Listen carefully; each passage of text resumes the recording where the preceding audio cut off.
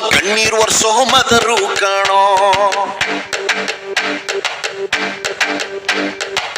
ಜೀವನಕ್ ಪಾಠ ಹೇಳೋ ಟೀಚರ್ ಕಾಣೋ ಇವನು. ಲೈಫ್ ಪಾರ್ಟ್ನರ್ ಗಿಂತ ಕ್ಲೋಸು ಕಾಣೋ. ರಕ್ತ ಸಂಬಂಧನು ಮೀರಿದು ಬಂಧು ಇವನು.